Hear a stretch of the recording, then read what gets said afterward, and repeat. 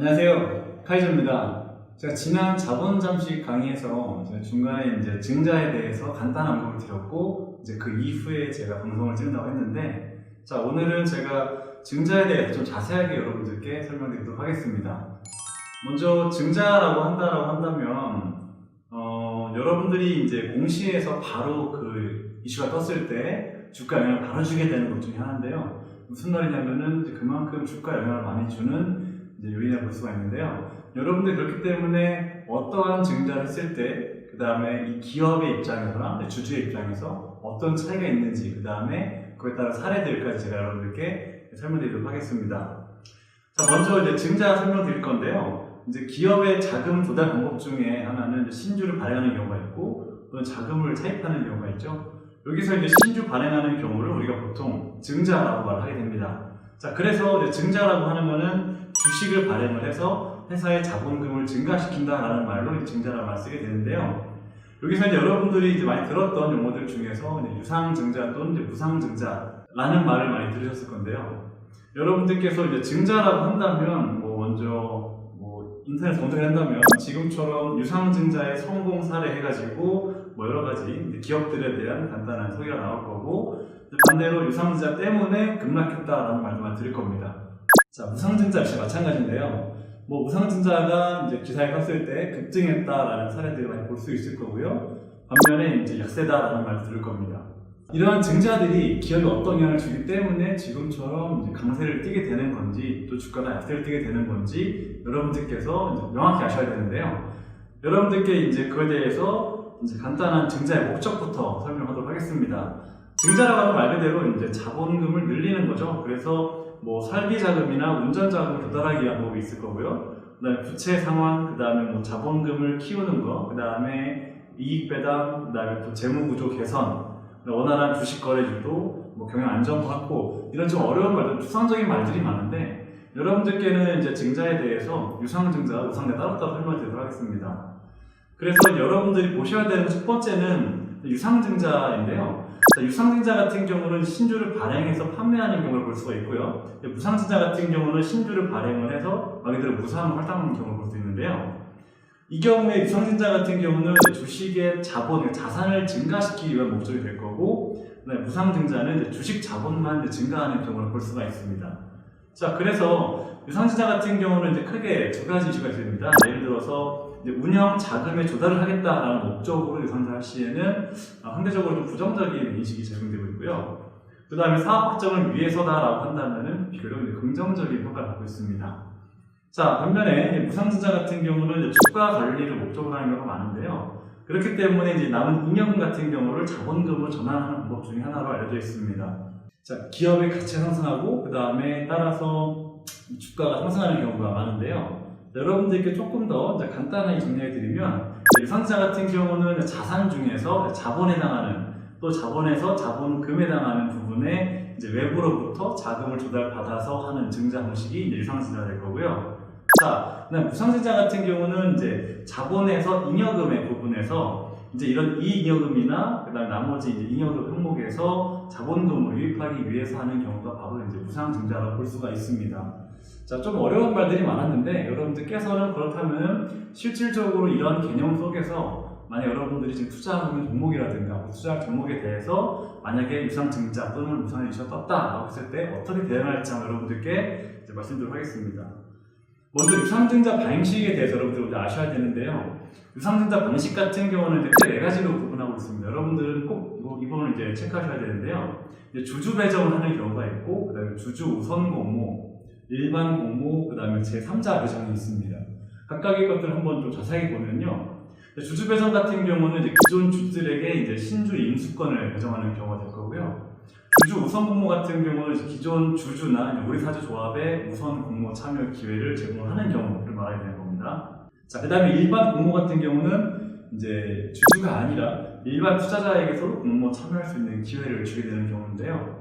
자, 마지막으로 여러분들께서는 제3자 배정을 조금 더 중요하게 볼 필요가 있는데요. 제3자의 비공개 주식을 배정하는 경우입니다. 자, 각각의 경우에 대해서 여러분들이 어떻게 판단하는지 보셔야 되는데요. 자, 먼저 유상증자 사례 첫 번째로 주주 배정의 경우가 있는데요. 대표적인 예로 이제 최근에 2018년도 12월 28일에 유상증자 결정을 하는데 엘리베이 종목을 뽑아왔습니다. 여러분들께서 이 주주 배정인지 아닌지 판단하는 방법은 증자 방식에서 주주 배정 증자라고 써 있습니다. 이 부분은 이제 여러분들이 뭐 STS 상에서나 그다음에 또는 네이버 상에서나 어떤 여러 포털에서나 등등 살펴볼 수가 있을 거고요. 자, 여기서 이제 증자 방식을 볼 수 있다면 그 다음에 자금 조달 목적을 여러분들이 보셔야 될 거고요. 그 다음에 이거에 따라서 이제 1주당 유명가액이 얼마짜리 주식을 몇 주를 신주를 발행할 거냐 여러분들이 보셔야 됩니다. 자, 마찬가지고요. 마찬가지로 이제 지치로시스 같은 경우도 이제 12월 27일에 증자 방식은 주주 우선 공모 방식으로 했고요. 운영 자금으로 목적을 했고, 마찬가지로 이제 형제 엘리트 같은 경우 일반 공모로 이제 12월 21일에 이제 여러분들 지금 표시된 것처럼 볼 수가 있죠. 자, 이런 운영 자금 목적이다라고 할 수 있는데 여러분들이 아셔야 되는 부분은 이거예요. 그러니까 지금까지 말씀드린 주주 배정이랑 주주 우선권 배정, 그 다음에 지금처럼 이제 일반 공모 같은 경우에 여러분들이 과연 주가에 어떤 영향을 미치게 되느냐, 이게 악재인지 호재인지가 궁금한 거잖아요. 자, 그렇기 때문에 여러분들께 이제 그 기존에 올해 가급적이면 2018년 자료를 이제 모아봤습니다. 2018년도에 이제 서진 시스템 같은 경우는 이제 주주 배정 후 일반 공모 증자한 예시인데요. 자, 여기서 보시면 이제 2018년도 5월 16일에 이사회 결의일이 있었습니다. 자, 여러분들이 아마 증자다라고 했을 때 가장 먼저 보셔야 되는 거는 언제 결정됐냐가 아니라 말 그대로 이사회 결의일이 언제인지를 보셔야 되는데요. 왜 그러냐면 보통 이사회 결의를 경계를 해서 주가가 많이 하락을 하거나 또는 상승하게 되는 경우가 있는데요. 이사회 결의일 5월 16일 기점으로 해서 주가가 큰 폭 하락을 했죠. 여러분들 단순하게 증자가 어떻게 언제 발생을 했냐 또는 이제 그 뉴스가 떴냐 이게 중요한 게 아니고요. 여러분들은 이사회 결의일이 언제인지 여러분들 꼭 체크하셔야 됩니다. 자, 다음 예로 이제 웅진 싱크빅인데요. 주주 배정 후 일반 공모 증자를 이제 발표를 했습니다. 여기서 보셔야 되는 부분은 이사회 결의일인데요. 이제 여러분들이 뉴스를 보신다면 아마 이사회 결의일보다 항상 늦을 거예요. 무슨 말이냐면은 이미 이제 반영이 되고 난 이후의 결과를 여러분들이 보신다는 얘기죠. 그렇기 때문에 여러분들은 꼭 이사회 결의일이 언제였는지를 아셔야 되는 거죠. 2018년도 8월 31일 이제 이사회 결의일을 이제 지나고 나서 이제 주가가 큰 폭 하락을 했죠. 자, 마찬가지로 이제 일반 공모 증자를 한 유프라도 마찬가지입니다. 2018년도 12월 21일에 이사회 결의 있고 난 이후에 하락했습니다. 자, 제가 여러분들께 지금처럼 이제 세 가지 경우에 말씀드렸잖아요. 가급적이면 이제 주주 배정 후, 그 다음에 일반 공모 증자나 일반 공모 증자 또는 이제 그냥 주주 배정 증자 같은 경우에 대해서는 상대적으로 조금 이제 호재보다는 악재가 적용이 많습니다. 왜냐하면 보통 운영 자금 마련을 위한 것이 많기 때문인데요. 여러분들이 이 경우에 대해서는 자, 무조건 유산이 나쁘다는 건 아니지만 일반적으로 이제 어떤 목적을 했는지 여러분들 보셔야 됩니다. 왜냐하면 주가에 가장 크게 반영되는 이유가 바로 이제 이러한 이슈 때문인데요.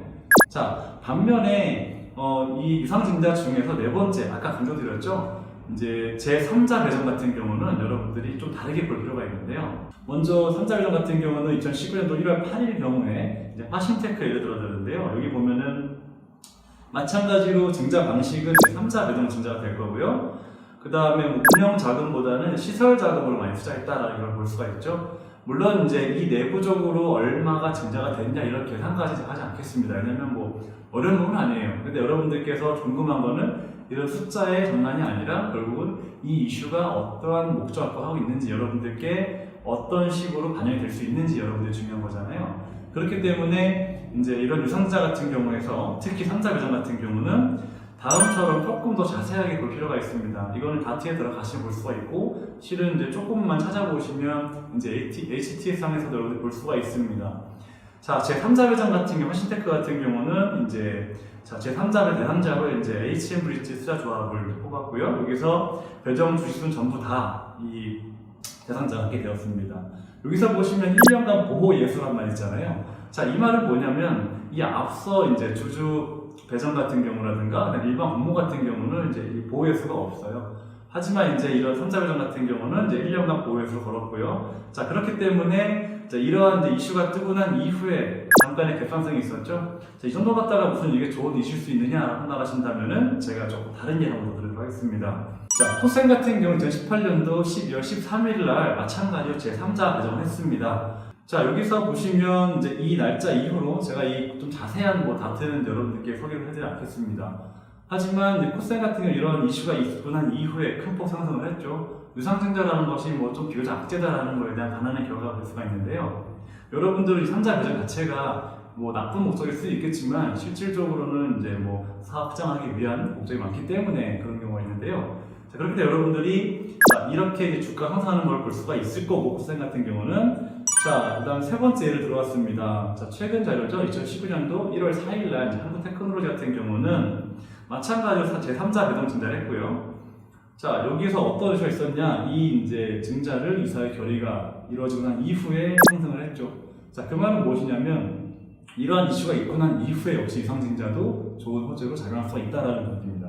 하지만 강조될 부분은 뭐냐면 이 이후의 주가는 앞으로 예상할 수가 없어요. 그 말은 뭐냐면 대부분의 증자 같은 경우는 말 그대로 현재 상황에서 자본금이 늘어나는 경우이기 때문에 이것이 꼭 상승하는 그 어떤 시작이다라고 볼 수가 없는 거죠. 언젠가는 이 자리를 찾아올 거예요. 그렇기 때문에 여러분들께서 단기적인 이런 상승과 하락에 여러분 대비하셔야 된다는 거고요.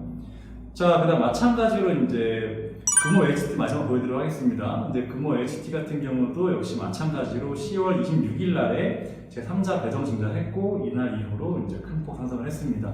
뭐 그래프 보시면 여러분들 아실 수 있겠죠. 아마 구체적인 이사의 결의에 대해서는 여러분들이 한번 공시를 보시면 될 것 같습니다. 자, 여기서 이제 여러분들이 지금 설명드린 것처럼 증자라고 하는 것은 말 그대로 회사의 목적이 매우 중요한 거고요. 그 다음에 유상증자 같은 경우는 이것이 꼭 악재가 아니다. 매우 강조드리고 있죠. 그 다음에 이제 제3자 배정 같은 여러분들이 꼭 한번 살펴보셔야 되는 거죠. 왜냐면 상대적으로 확률로 말할 수는 없습니다만 상대적으로 이제 조금 다른 유상증자에 비해서는 호재인 경우가 많다라는 부분을 여러분들께서 좀 인정하셔야 될 것 같습니다.